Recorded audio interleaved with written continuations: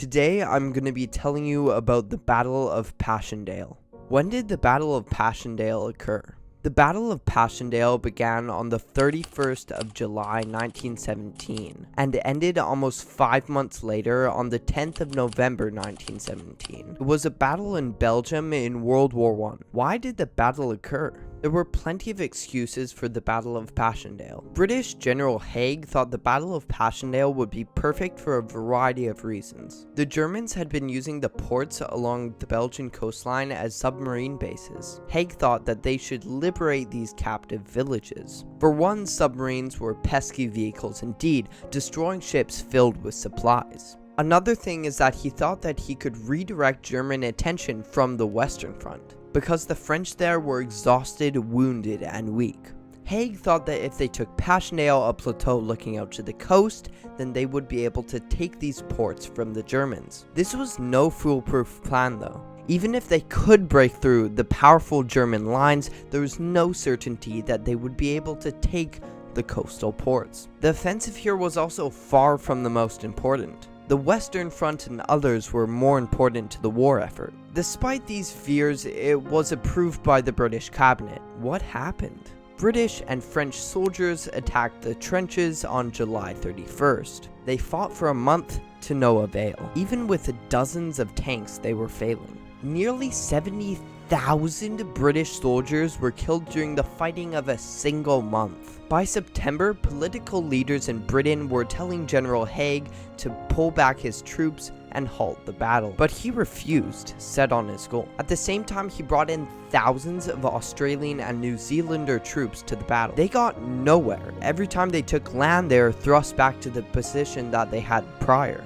The battle was horrible, not to mention pointless and wasteful in many ways. The ground had not a spot of green. Previous fighting since the start of the war had turned this part of Belgium into a barren wasteland devoid of life. It was muddy and there were no plants to drink rain in. The ground had massive pits the size of men that were full of muddy water. The land had lots of litter, broken tanks, wagons, boxes, and the remnants of Passchendaele village. There were so many deaths that the ground had gory bodies of dead soldiers splayed in the mud. This battle pretty much summarizes war. How did Canada contribute? After months of fighting and the wasting of human lives, General Haig turned to Canada for more cannon fodder. General Currie objected to this, knowing that it would cost thousands of lives for a barely noticeable edge on the Germans. Alas, in October, he was forced to obey the order. The Canadians arrived at a horrific sight. "Battlefield looks bad," wrote Currie in his diary.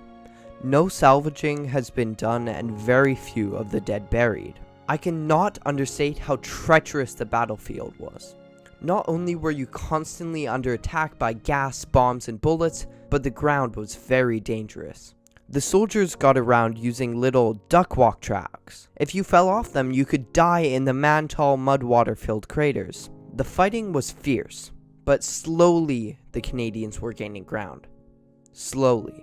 The fighting was so deadly that the Princess Patricia's Canadian Light Infantry Battalion lost almost all of its junior officers only 1 hour into the assault on the 30th of October. These conditions were horrible. Men would be drowned with mud in their sleep and guns would jam with the same mud. Not to mention trench feet, the abhorrent condition that forms in environments such as this. "Our feet were in water over the tops of our boots all the time," wrote Arthur Turner, an Albertan infantryman.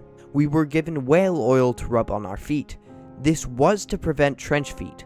To solve it, I took off my boots once and poured half the oil into each foot, then slid my feet into it. It was a gummy mess, but I did not get trench feet."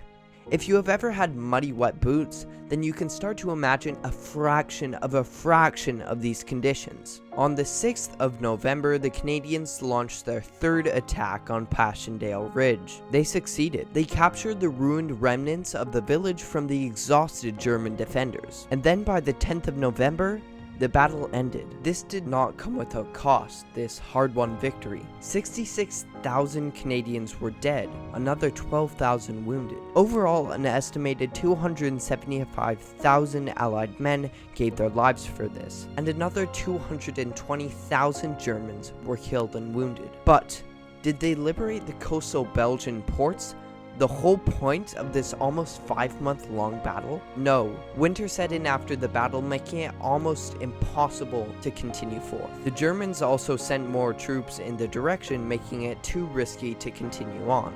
British Prime Minister Winston Churchill said that this battle was a forlorn expenditure of valor and life without equal in futility. The only thing you could argue that they achieved was a brief respite for the French on the Western Front. But that small win was combated by the depletion of British and other Allied forces in this battle. This battle is a perfect example of the picture ever in my mind of modern war. The suffering and death, even the conditions were of the stereotypical battlefield.